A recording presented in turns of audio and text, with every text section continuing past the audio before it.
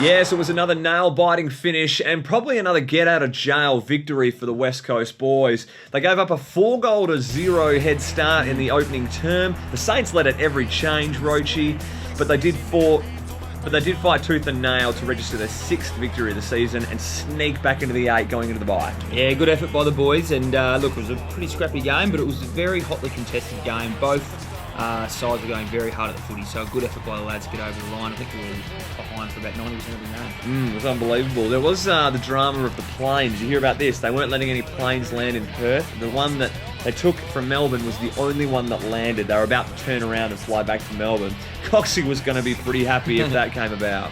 No, we didn't know until we actually landed. And then the hostess said that at the top of descent, we were heading back to Melbourne. So it would have been a very interesting night. Sitting on a plane for 4 hours, turning straight around. She said we had enough fuel to get back, so we weren't landing anywhere else other than Melbourne if we couldn't get into Perth. So I was pretty wrapped with the pilot. We said thanks on the way out.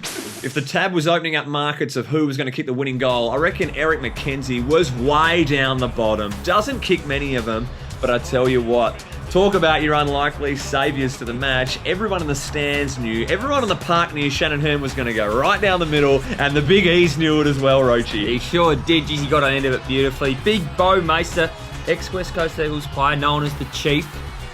Look, mate, he could have been the hero, but he's missed. Then Shannon Hurn kicks it in.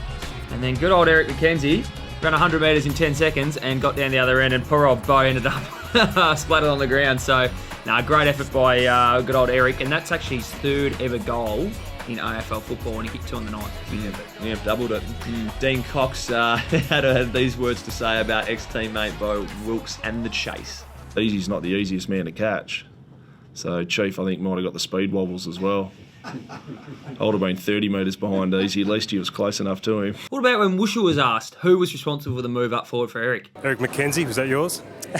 No, it definitely wasn't. I don't know. I didn't know it was him down there. I thought it must have been someone like Gaff who's can run. But that's one thing about Eric. He's a wonderful athlete and works his butt off. And as the Saints booted the final goal of the 3rd term, West Coast needed a hero to stand up, to grit down and say, I'm going to win this game for him in the 4th. And that bloke has pretty curly hair, Matt Priddis. He's ended up with 8 contested disposals, 4 clearances and 2 sausage rolls in the last quarter, Rochi. Oh, what a game. Massive effort. How about the free kicks? Yeah, what do you think? Well, I thought they were there. Technically they were there, especially the one where he's landed in the middle of his back. I don't know how you can complain about that one. The little slap to the face was a tough one because he was going for the ball, but the ball never came to him, and it's hit him in the face. So straight across the mush, mate, it's a free kick every day of the week. You reckon they're there? You got to pay them? No, they're there for sure. He did finish with 27 disposals and the 2 goals, as we know. Gee, we did touch on it last week about Scotty Selwood hitting form at the right time. Haven't we picked that like a dirty nose? Because he's come out and done it again. He's ended up with 33 touches, using it at 72%, 8 clearances, 5 tackles, and a goal. And he's starting to string these performances together, mate. After a slow start, he's heading towards a big game against the Hawks, which we need him firing. We do. Look, he's copped a bit of flack this year for his disposal, and his disposal was very good on the weekend. However, the worst handball I've ever seen. He did think, though, that this was a West Coast player. However, it was a St Kilda player, so shocking bit of play there. A bit embarrassing. Yeah, he's just a little bit confused. Well, it was lucky the Saints player, Trent Dennis Lane, kicked the ball like a bit of a crab, so no harm, no foul on your scooter. Look, with the current form that the team is in, and Darren Glass, Mark LeCras missing from the game, I think when we all found out Josh Kennedy was a late omission, started to tense up a little bit. Got a little bit nervous. It meant that Jack Darling was going to have to come out and have an absolute belter of a game. And he did. He presented very well. He ended up spending 91% of time on the park, so they needed him. He got to way more contests, and ultimately was a big influence on this game. Sure was, mate. He had 11 touches, 8 marks and 3 goals. Should have kicked a couple more, missed a couple. On 2 occasions, he kicked goals that were down by 18 points to keep us in touch. So they were vital goals. And how about this umpiring decision here against Dylan Robertson? You reckon that was there? Was that up with Pritter? Mate, that was an absolute shocker. That's just a little bit of strength from Jack with a little shove off. And the umpires got conned into it there because Dylan Robertson's fallen down like a who knows what. But he has gone down and he's got the free kick. So shocking decision. That's right, Rochi. You certainly don't want that taken away from our game. Look, I don't know whether it was a surprise to you, but Shannon Hearn got donned the captain's armband on the weekend with the captain and vice-captain missing. I thought it was going to be Scooter, but Bunga Hearn's taken it, and he's wore it proudly and well. He's had a cracking game with 14 touches and 5 rebound 50s. Now, they're not career-best stats, but they were very important to the result of this game, Tom. Well, that's right. Most of his touches are pretty important touches. When we were down in the first quarter, 26-2, he's actually taken 2 intercept marks, and then we've got the 2 next goals. So he's done very well there. He also was very instrumental throughout the entire game. The Saints knew this. The Saints supporters knew this. They actually hid the ball for him here at one stage. Oh, look, it was a good tactic.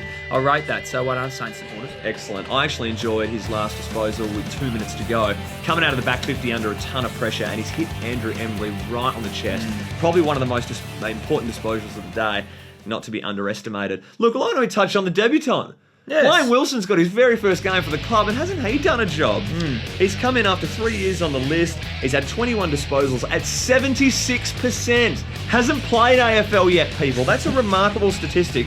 What impressed you most about him, Roachy? Look, I reckon what impressed me the most, Thumper, was that he didn't panic. Under pressure, he didn't panic. His first game, under the lights that he had, it's probably a good place to panic, and he didn't.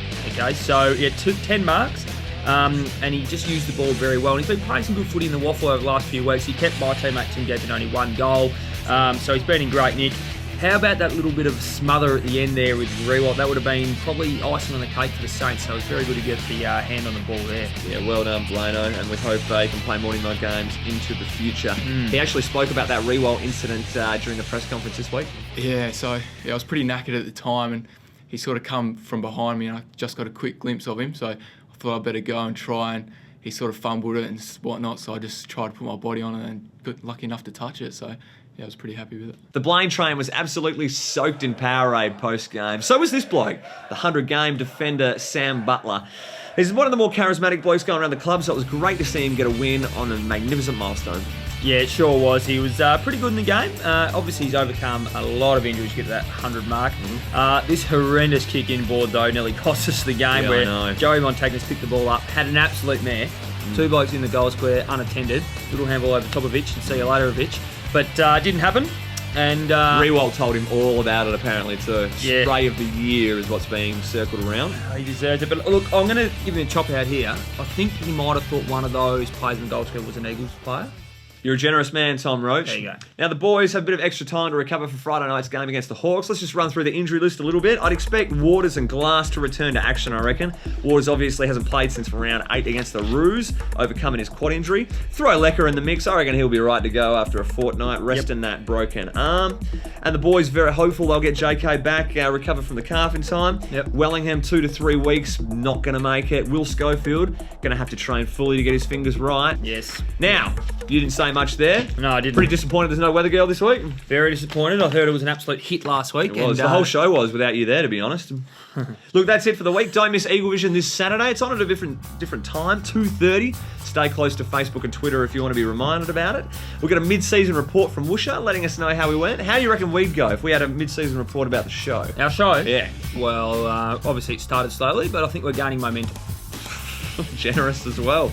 Anything else on the show, Tom? Yes, you can relive our first ever game against the Tigers back in 1987, where fortunately the Eagles got over the line in that one. Well, I think my old man might have been playing in that. I would have been This guy. I probably had a tear. As big a tear as the Saints man got when he watched his team go guys, down? have a look at this. Oh, poor kid. Now, that was me growing up being a Tigers supporter. I actually threw the membership out one year. But anyway, were you as good looking as that kid as well? Oh, better. Waffle report also by Serge Miller, and Great man. Yeah, we'll see. You get to have a look at that this week. Are you in the Waffle report? Should be. But you're not. I didn't make the cut. Get more touches, mate. We're going to leave you with a quote from Dean Cox. Everyone knows how tough the schedule is with West Coast coming on the horizon in the next 5 weeks. And this is the big man's comments on it all. Hooroo. Till next review. Yeah, I think the players are well aware of what we've got. I think as a playing group, we've certainly got to make sure that we know we're playing the best sides in the comp coming up. We need to make sure that we put in our best effort. We need to make sure that for the next 12 days we really focus in and hone in on Hawthorn. They're playing some unbelievable football, but we know that our best is good enough to match it. We've just got to make sure that we play that consistently, week in, week out, for all the 4 quarters, which we haven't done yet.